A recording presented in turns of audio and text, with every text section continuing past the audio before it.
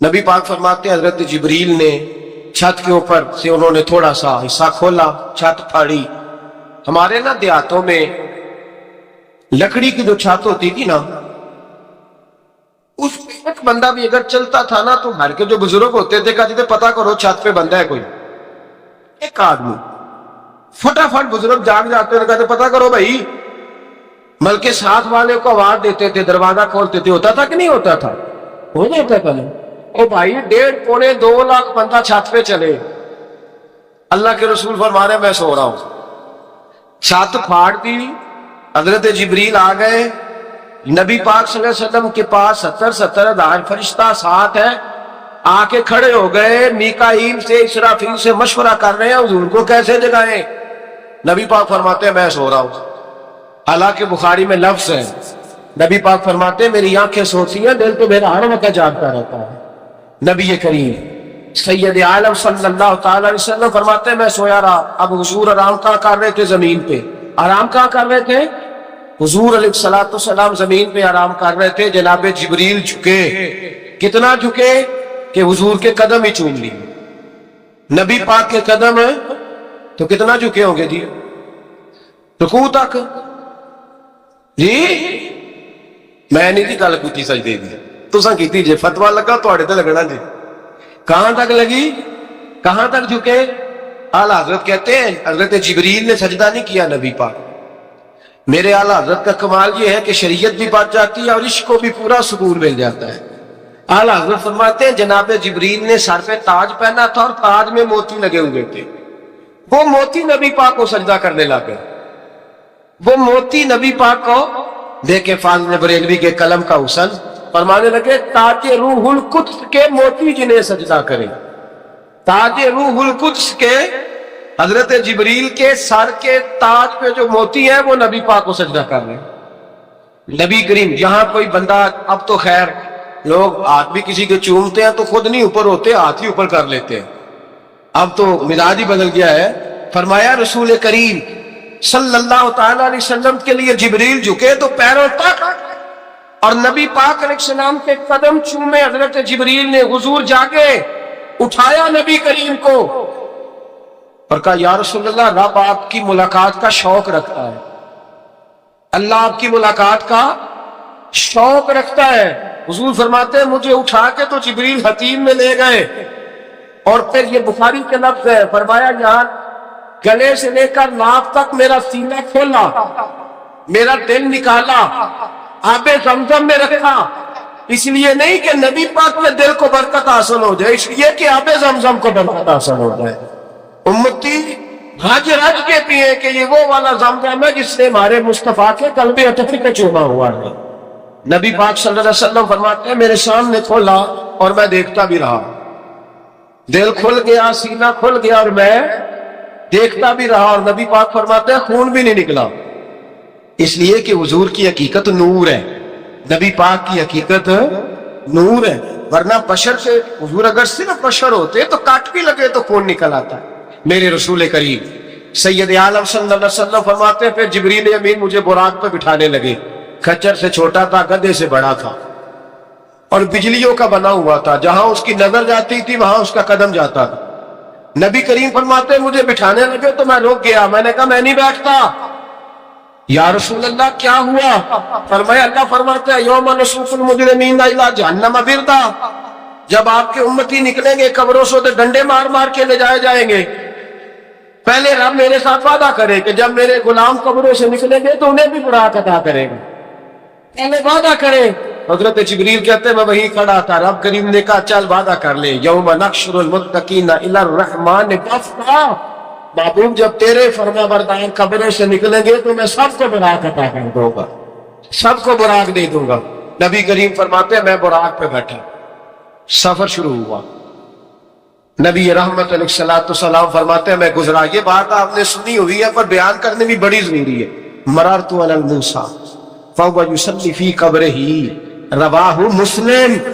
ओ खुदा के बंदो, अल्लाह तबारक व तआला हिदायत का नूर दे, कहां बैठ के कुरान और सुन्नत पढ़ते हो? क्यों नहीं अकीदे को समझते?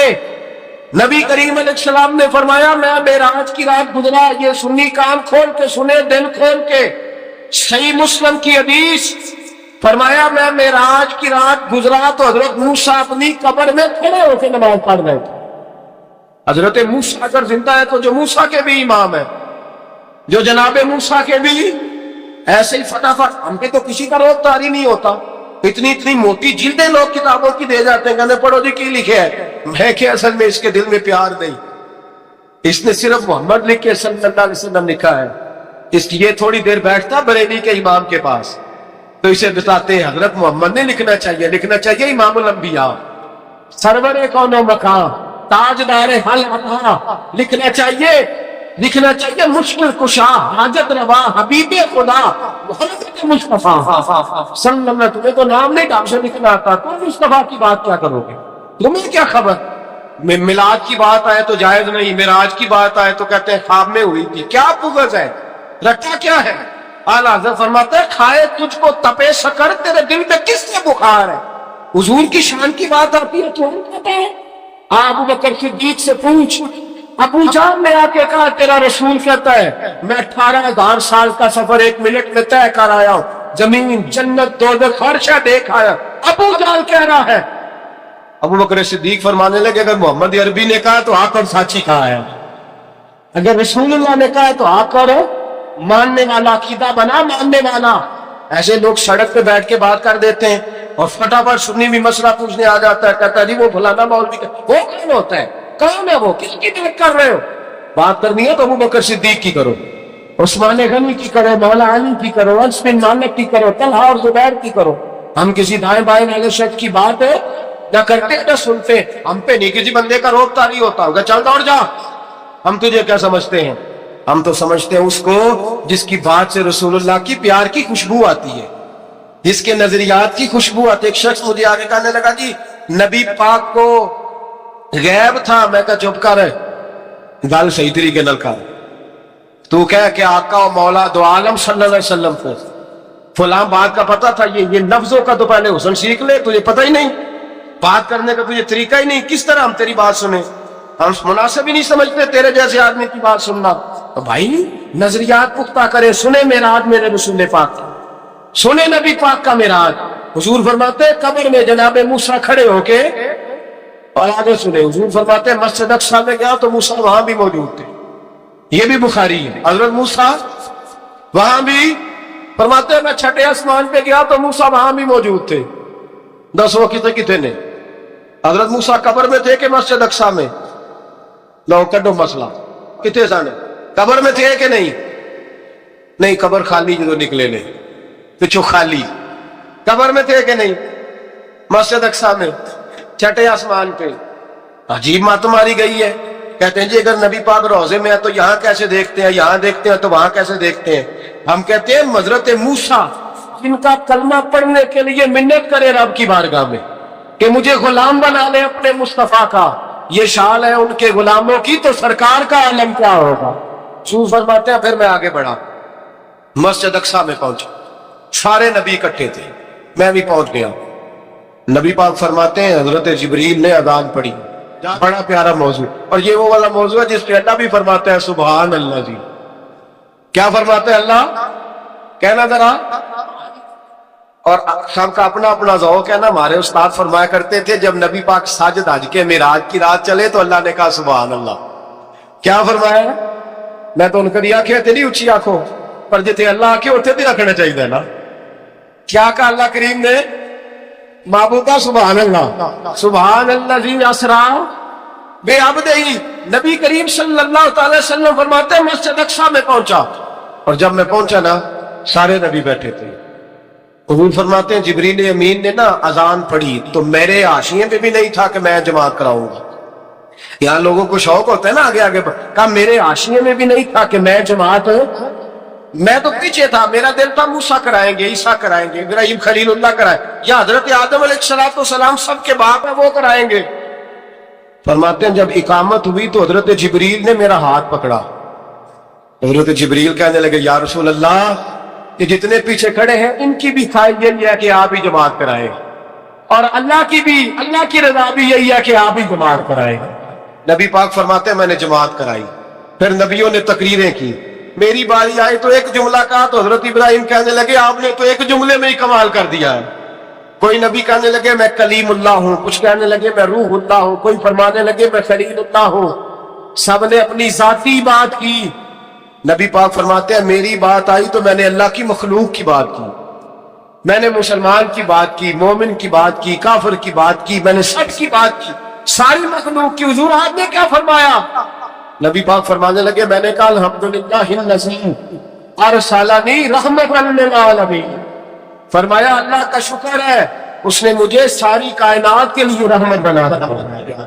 نبی کریم علیہ السلام فرماتے ہیں میں وہاں سے اٹھا، فرماتے ہیں پہلا آسمان، دوسرا آسمان، تیسرا، چھٹا آسمان، ساتواں آسمان پہ بیت المعمور ہے، مومنوں کا کعبہ بیت اللہ زمین پہ، اس کے بالکل سیدھ میں ساتویں آسمان پہ بیت المعمور فرشتوں کا کعبہ۔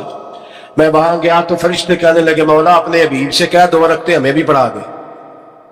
2 رکعتیں، نبی پاک فرماتے ہیں 2 رکعتیں میں حتیم میں کعبے میں پڑھ کے گیا، پھر 2 رکعتیں مسجد اقصی میں پڑھی، پھر 2 رکعتیں میں نے، بولیے 2 رکعتیں بیت المعمور میں کس کو پڑھائی؟ فرشتے کون ہیں؟ بولے تو جو نوریوں کے بھی امام ہیں۔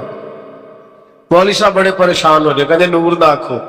میں کہ نیریا تینوں کی تکلیف ہوتی ہے، تیرے اندر بھاری اندھیرا ہے، کیا تکلیف ہوتی ہے تجھے نور حضور کو کہنے میں؟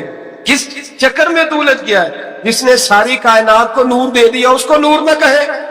جس کی برکت سے اللہ ہر ایک والا حضرت فرماتے ہیں لا مکان تک اجالا ہے جس کا وہ ہے، ہر مکان کا اجالا، ہر مکان کا اجالا، یہ دنیا میں جتنی بھی روشنی ہے یہ میرے رسول کے نور کی برکت سے روشن۔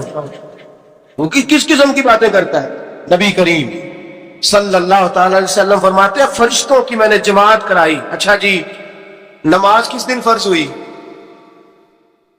فرض کس دن ہوئی؟ حضور تو نماز لینے جا رہے تھے تو یہ رستے میں پڑھاتے ہوئے بھی جا رہے ہیں۔ نماز تو معراج کی رات لینے گئے نا نبی پاک، تو رستے میں اللہ فرماتے ہیں الرحمن علم القرآن خلق الانسان، فرمایا پہلے میں نے رسول کو قرآن سکھایا ہے پھر انسان کی تخلیق کی ہے۔ نماز بعد میں فرض ہوئی امت کے لیے، نبی پاک کو تو اللہ نے سارے علوم پہلے سے عطا فرما دیے، سارے علوم۔ اس کا مطلب یہ بھی ہوا کہ نماز سے چھٹی مل سکتی، کعبے میں بھی نماز، بیت المقدس میں بھی، بیت المعمور میں بھی، بیت اللہ میں بھی، ہر جگہ ہی۔ تو جو بھاگنا چاہے نماز سے بھاگ سکتا، اس لیے کہ معراج میں جگہ جگہ نماز ہو، نماز ہی نماز ہے ہر جگہ۔ اللہ کے حبیب فرماتے ہیں بس 7ویں آسمان پہ گئے تو جبریل روک گئے، کوئی رہ فلک اتے یار گیا تے کچھ آسدرا تے ہار گیا، ایک کالیاں زلفاں والا سی جڑا لنگ عرشاں تو بھی پار گیا۔ نبی پاک فرماتے ہیں جبریل ٹھہر گئے، میں نے کہا چل، کہنے لگے یا رسول اللہ آگے گیا تو میرے پار جل جائیں گے۔ حالانکہ ملا رومی کہتے ہیں نہیں، اگر حضرت جبریل ساتھ جاتے تو کچھ بھی نہیں ہونا تھا، بلکہ جبریل کی موج لگ جانی تھی۔ اور ایک اور بات، جب یہاں حضور رکے نا تو نبی پاک نے فرمایا چل تو نہیں جاتا تو کوئی خواہش ہی بتا دے اپنی۔ تو حضرت جبریل کہنے لگے یا رسول اللہ میری خواہش یہ ہے جب قیامت کے دن آپ کے پرہیزگار امتی پل سے راہ سے گزرے تو اللہ مجھے نیچے پر بچھانے کی توفیق عطا فرمائے، یہ میری خواہش ہے۔